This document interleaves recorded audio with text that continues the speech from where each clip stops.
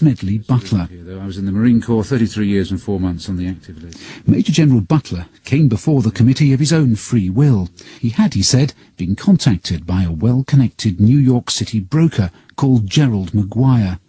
Maguire met Butler a number of times and slowly revealed his audacious plan. He and his financial backers wanted Butler, a highly decorated war hero, hugely respected by rank-and-file soldiers, to rouse an army of World War I veterans, many of whom were angry that a bonus they'd been promised had yet to be paid. The idea was that the general would use these men to help seize the White House, just like Hitler and Mussolini had used their private armies to bully their way into power. At the time, Butler, a staunch defender of democracy, went along with the plan, but he was secretly appalled. Inside the National Archives, I was joined by writer John Buchanan, who has made a study of right-wing America in the 1930s. These super wealthy capitalists essentially wanted to pose such a threat to Roosevelt that he would basically step aside. If FDR would not cooperate and step aside, they would execute him, kill him.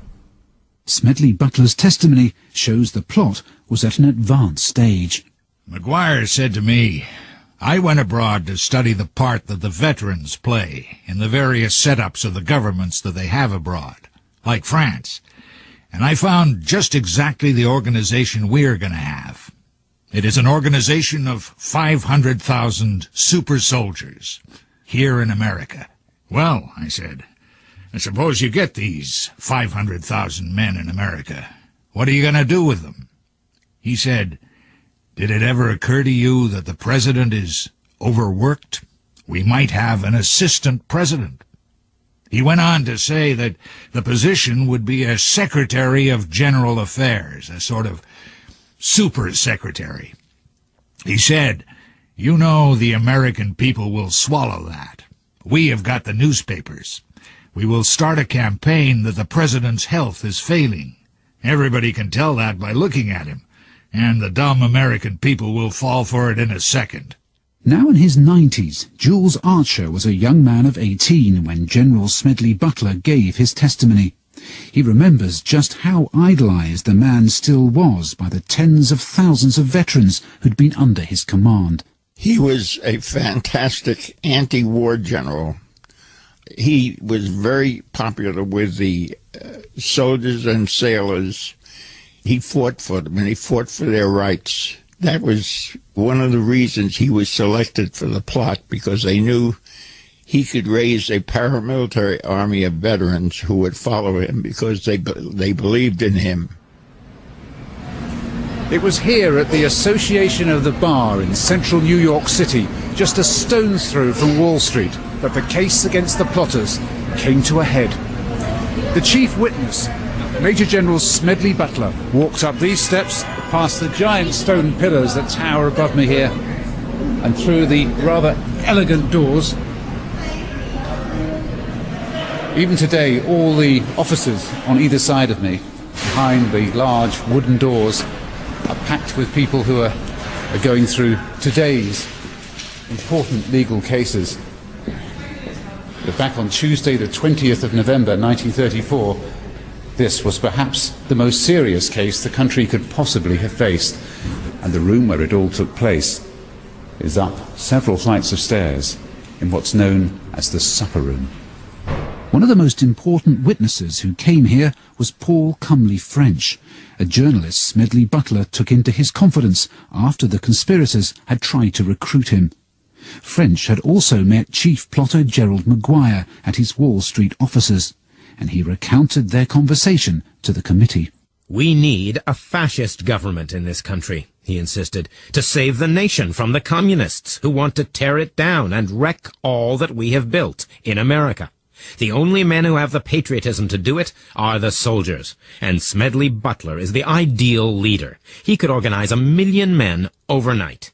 During the course of the conversation, he continually discussed the need of a man on a white horse, as he called it, a dictator who would come galloping in on his white horse. He said that was the only way to save the capitalistic system. But it was Smedley Butler, war hero and soldier's friend, who exposed the plot. He continued his meetings with Maguire until he gathered enough information on the plotters to bring the evidence before the McCormack-Dickstein Committee. But given that there were no recordings of these meetings, or letters written by Maguire outlining his plans, how can we be sure that the general didn't exaggerate or even make up the whole story? Jules Archer, who went on to study the lives of Smedley Butler and Representative John McCormack, is convinced the plot was real. He remembers talking to McCormack about his time as chairman of the committee that investigated the case. McCormack was a veteran politician. He was an advisor to Roosevelt and other presidents. He had a heavy Irish accent. He told me General Smedley Butler was one of the outstanding Americans in our history. I cannot emphasize too strongly the very important part he played in exposing the fascist plot in the early 1930s, backed by and planned by persons possessing tremendous wealth.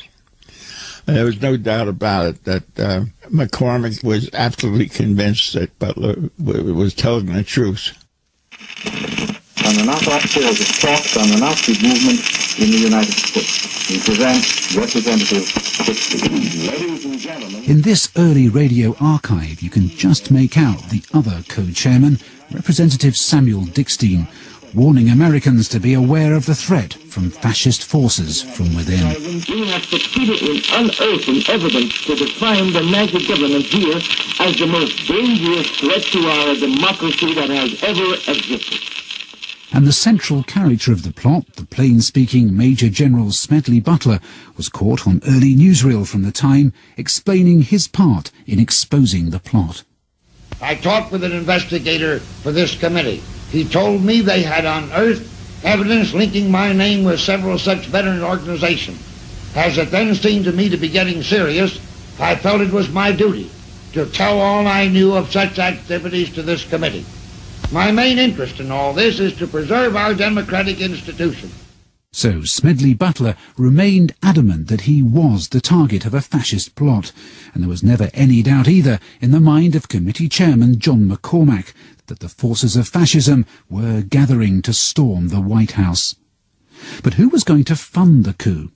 Even with the backing of 500,000 veterans, a plot of this sort against the most powerful government on earth needs money as well as muscle, and an awful lot of it too.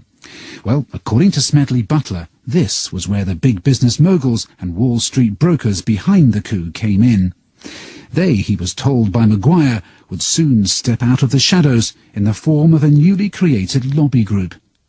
Soon after he made this promise to Butler, the American Liberty League was born.